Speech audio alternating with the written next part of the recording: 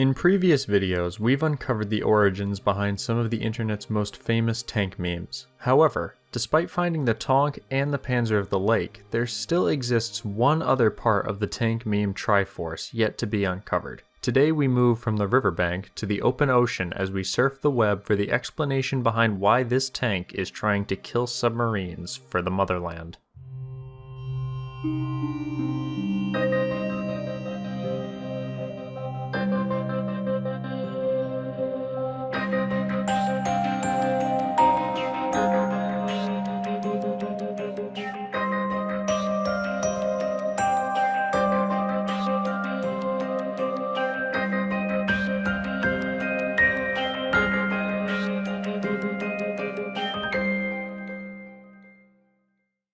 This video has been sponsored by Skillshare. If you watch other educational content on YouTube, you've more than likely heard of Skillshare before, but if not, let me tell you a bit about them. Skillshare is an online learning community for anyone looking to take their creativity to the next level. Maybe you've been considering learning some new skills to help you start making videos on a passion you have, or maybe you're like me and want to explore the world of photography. Since I recently purchased a new camera for recording and photographing tanks for the channel, I decided to watch Min T's short class on outdoor photography. Seeing how he framed shots and later edited them will definitely help me the next time I go out to film something. If you want to start learning a new skill today, then there's no better place to do it than Skillshare, and exclusively for my viewers, the first 1,000 of you to click the link in the description will get a free trial of Skillshare Premium membership.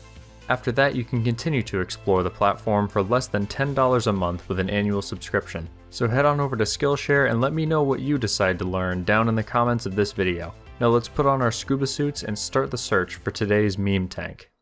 As far as I can tell, the origin of the submarine hunting tank stems from the more well-known "You see, Ivan" meme template, with the first posting of the image being on an album on Imgur titled "Another Russian Comrade" by a user named Vitfall on August 4th, 2014. It's possible there's an earlier posting of the meme, but I was unable to find any prior posts or get in contact with the original poster. If you know anything about an earlier origin, please leave it in the comments because I would love to know if it came from somewhere else. Regardless of its original posting, the meme has been circulated to basically every corner of the internet, especially in the communities around games like World of Tanks and War Thunder. Most people who see the tank in the meme are quick to assume it's a Russian tank. This is completely understandable, and I myself thought that and never really gave it a second thought. However, after tracking down the origin of the Tonk and finding out it actually exists, questions started to swirl around in my head. Unless the Russians were on some really wild drug trip, it's very unlikely they would have designed a deep-sea sub-hunting tank. So we are left with the question of why on earth would they be throwing a tank into the ocean? What I discovered once I started looking further into it might not have been some sort of shocking tinfoil-headed conspiracy level event, but I still find it absolutely fascinating. Unlike the previous searches, finding the origin of this photo was surprisingly easy and really only took a cursory reverse image search. Using the right keywords and some patience, you could honestly find it without reverse image searching as well if I had to guess. Compared to the absurd lengths we had to go to in order to find the Panzer of the Lake, saying I was relieved is an understatement. What I found from the search is that it is not actually a Soviet or Russian tank, rather it's a Chinese-built tank. The original image, which was posted in several articles from different news sites, shows a T-69-2 being pushed into the ocean. This was apparently done by personal order of Queen Sirikit, who is the Queen Mother of Thailand. What you don't see in the original image is that there were a further 24 tanks on the barge which were also dropped into the water. Why would they throw these T-69s away, you're probably asking. The first thought for many would be that this is how they discard old military hardware, but thankfully, at least in this case, they aren't just dropping potential pollutants into the ocean. Rather, these tanks have been selected and prepared to create an artificial reef. Rather than melt them down for scrap, the tanks were taken to the Gulf of Siam on July 25, 2010 and sent to the depths to become the future home of hundreds of sea creatures. If you're a tank enthusiast like me, there's a degree of sadness seeing tanks dumped into the sea never to re-emerge, but at the same time, it creates a brand new ecosystem for creatures to thrive in. Considering the tanks were already doomed to the scrapyard regardless, at least this way they don't end up remade into tin cans. Now I could end the video right here because we've already answered the burning question of the origin of the meme. However, instead of ending it here, I want to dive a little deeper because believe it or not, using tanks as artificial reefs is more common than you think. Aside from the obvious cases of cargo ships that sank during the war with tanks on board, numerous artificial reefs have been created using them. I'm sure the exact methods vary depending on who is creating the reef, but it seems like in most cases the engines of the vehicles are removed prior to the tanks being cast into the sea. If I had to guess, this is because of any oil or other fluids that could remain in the engine, and the transmission along with other internal parts are likely removed as well. You may also notice that most of the time when they are dropped into the water, all the hatches have been opened or removed. I imagine this is done mainly to help with the sinking, but it also creates more openings for underwater life to explore. What I found even more surprising than any of what I've told you so far is that there's actually another potential benefit to doing this past the environmental one. It's sometimes done to boost tourism. At first this may seem strange, since why would dumping a worn out old tank into the water draw more people to a country?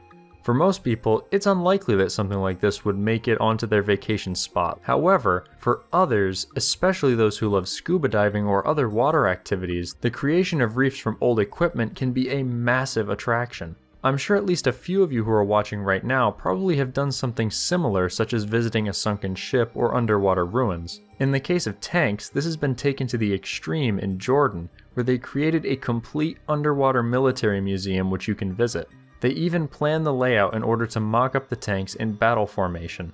If I had to guess, quite a few of you who just heard me say that had the same reaction I did when I read about that, which was, how can I go visit? I know I definitely added it to my places to visit, so maybe I'll post a video of it here someday when I get the chance. Obviously though, with how things are in the Middle East currently, I don't think that day will be for a while at least. This sort of attraction seems to be very common in that region, with a similar site created by Lebanon several years earlier. From the photos, it seems most of the sunken tanks in the reef were old AMX-13s as well as various armored transports. The placement of the tanks at that location were also done in a specific way, although it could be seen as significantly more controversial. Even something as innocent as an artificial reef is unable to escape the tense politics of the region, and all the tanks were apparently placed with their turrets faced towards Israel. This was done, quote, out of solidarity to the Palestinian people, according to the representative of the project named Kamal Kazbar.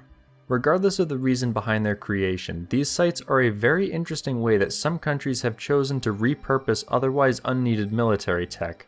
Even things as large as a C-130 have been sunk in order to lure in underwater travelers.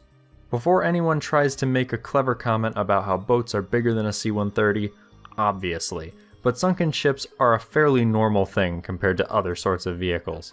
Although it saddens me to think that those tanks will slowly rot away until they're gone forever, I'm glad they at least can serve one final mission by helping to heal our oceans and providing a unique bit of scenery for those who choose to visit them. I know this may not have been the direction you expected this video to take when you clicked on it, but I hope you found it at least mildly interesting. If you did, please don't forget to leave a like and consider subscribing if you'd like to see more content from me in the future. I'd also love to hear from you if you've had a chance to visit one of the many sunken tanks around the world. If you have, please let me know in the comments, and if you haven't, tell me which place you'd most like to visit. Don't forget to check out Skillshare by using the link down below and let me know what you learn. Thanks so much for watching, and I'll see you in the next one.